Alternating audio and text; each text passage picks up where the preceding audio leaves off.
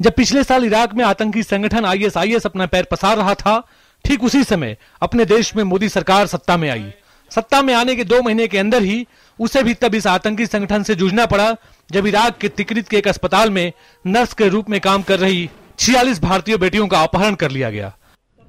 सरकार ने बिना देरी के निर्णय लिया, अपने संपर्कों को साधा और सभी नर्सों को सुरक्षित भारत वापस लाया गया। इसके बाद वहां काम कर रहे कई और भारतीयों को भी वापस लाया गया। दोनों तरफ से हो रही गोलीबारी में फंसे भारतीयों को स्वदेश लाना एक बड़ा काम था। यह न सिर्फ भारतीय सरकार की त्वरित कार्रवाई की वजह से हो पाया, वरन इसमें सफल भारतीय कूटनीति का भी बड़ा योगदान था। Very thankful to all Umanjandi sir and our Indian ambassador Mr. Ajay Kumar sir is very helpful us. He is very responsible and a sincere person. Thank you for all. The people sir, when we are seeing these people, we feel some fear, but they are not afraid, not harmful to us. They are behaving nicely. लेकिन असली मुश्किल तब आई जब Yemen में गृह युद्ध छिड़ा। सरकार ने सभी भारतीयों को सुरक्षित निकालने के लिए कमर कस ली। विदेश मंत्री सुषमा स्वराज और विदेश राज्य मंत्री वीके सिंह ने अग्रिम मोर्चे पर पहुंच भारतीयों को बाहर निकालने के लिए कमान संभाली। Situation in Yemen is especially southern part is becoming slightly worse. That is why we have had more fighting in Aden, and that is why one of our ships could not dock at that time, and we had to move people by smaller boats. Our aim is that all those who wish to leave should be able to leave.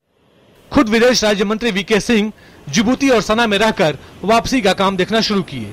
खाड़ी के देशों से समन्वय साधकर भारतीय वायुसेना के विमान के सुरक्षित आवाजाही को सुनिश्चित किया गया और एक एक करके भारतीयों को लेकर विमान स्वदेश पहुंचने लगे। समुद्र के रास्ते से भी भारतीयों को निकाला जाता रहा। 5000 से ज्यादा लोगों को स्वदेश पहुंचाया गया। इंडियन एम्बेसी हम लोग को पूरे अरेंज करके हम लोग को देते, हम लोग को वनडे अरेंज करके दे रही। एयरपोर्ट में हम लोग को जल्दी आने के लिए वो लोग सपोर्ट करके हम लोग को पैसा भी देते, ऐसा कर रहे। सरकार सोशल मीडिया के रास्ते भी लोगों तक पहुंची और उनको बाहर निकालने का काम किया गया। सना में हो रही भयंकर बमबारी में फंसी सबा ने अपने बच्चे का फोटो विदेश मंत्री सुषमा स्वराज को ट्वीट किया और सना के हालत के बारे में बताया। भारतीय एजेंसियां सबा तक पहुंची और उसे बच्चे सहित सकुशल भारत लाया गया। जिस तेजी के साथ भारतीयों को वहां से निकाला गया, उससे विश्व समुदाय भी हतप्रभ था। इसके बाद दुनिया के करीब 42 देशों के लोगों को भी भारत ने सुरक्षित यमन से बाहर निकाल लिया। विश्व समुदाय ने भी भारत के इस कदम की जमकर तारीफ की।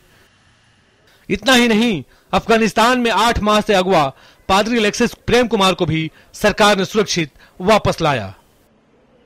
सरकार अपने 1 साल के कार्यकाल के दौरान पूरी तरह से हर मुश्किल वक्त में लोगों के साथ खड़ी दिखी।